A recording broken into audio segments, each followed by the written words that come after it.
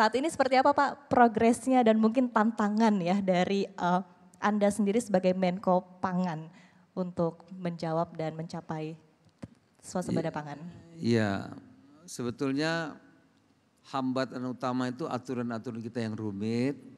Karena pemerintah itu ada kabupaten, ada provinsi, ada pusat, ada Kementerian Pertanian. Tapi Menteri Pertanian kan nggak bisa apa-apa kalau irigasinya nggak ada, diurus oleh PU.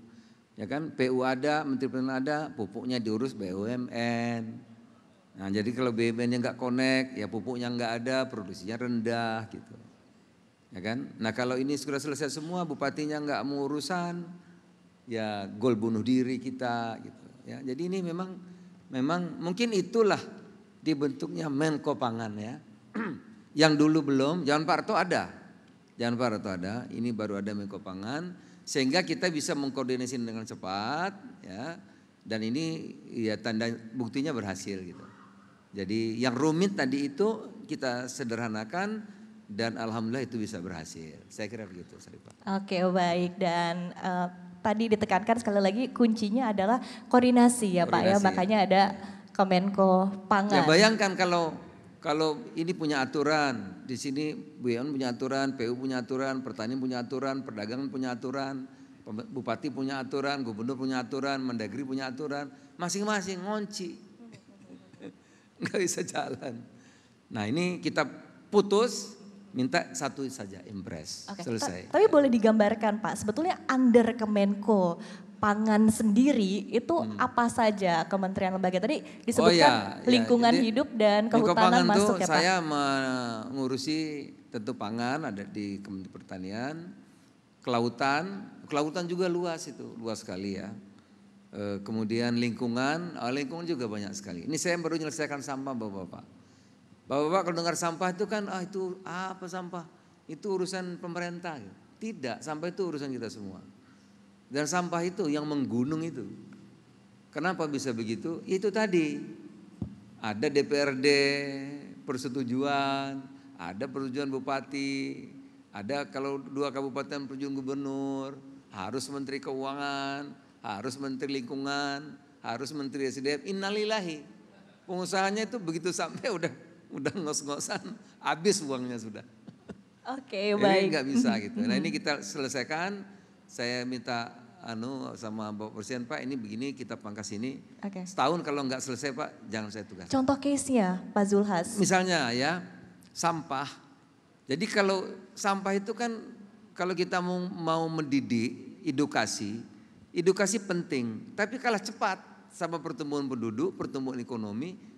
Lebih cepat sampahnya, banyaknya sampah lebih cepat gitu.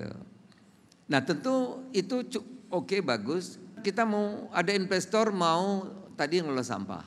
Sampah itu tidak mungkin dengan cara tradisional lagi, harus pakai teknologi Pak.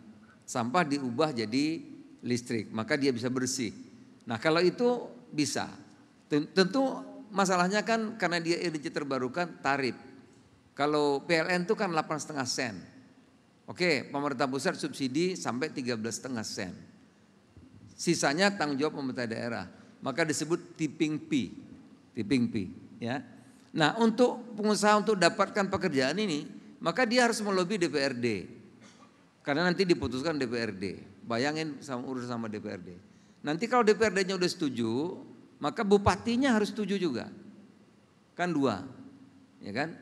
Kalau dia tempat pembuangan sampah ini di 2 kabupaten, maka gubernur harus setuju juga.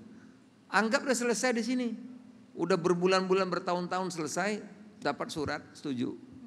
Setuju daerah subsidi misalnya 5 sen atau berapa begitu ya.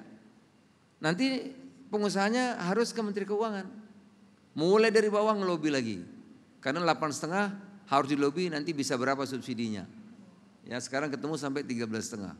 Waduh itu sudah napas sudah di sini tuh. Ya. Kalau selesai di Menteri Keuangan, Menteri Lingkungan lagi, aspek lingkungan, AMDAL macam-macam gitu kan.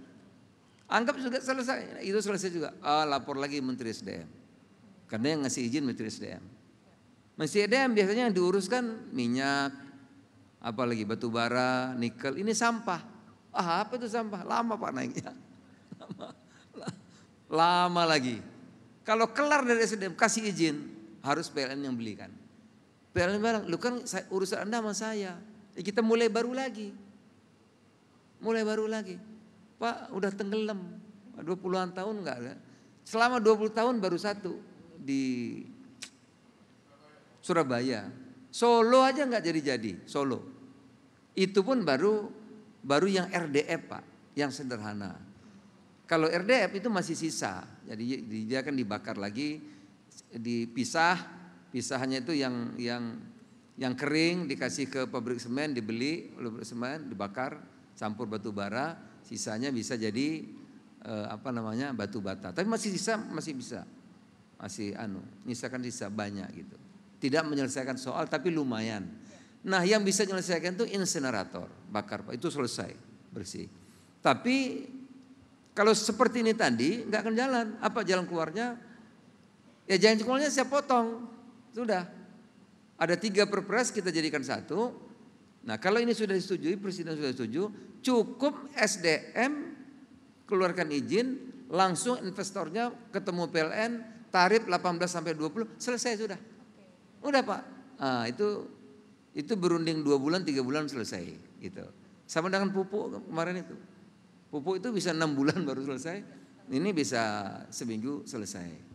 Kalau sampah ini bisa 10 tahun ya, kalau itu pun.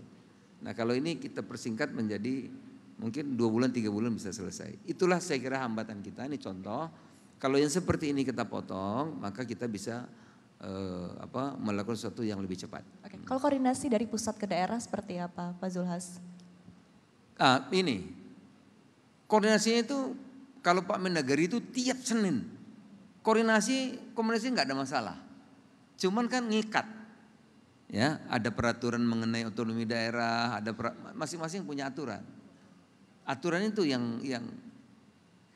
mengikat, ya kan, gitu. Karena nanti Menteri Kehutanan punya undang-undang sendiri, punya aturan sendiri. Menteri Perdagangan punya undang-undang sendiri, punya aturan sendiri. Otonomi daerah ada aturan, ada punya undang-undang sendiri. Padahal kan proyek itu kan nggak lihat undang-undang, yang penting jadi gitu.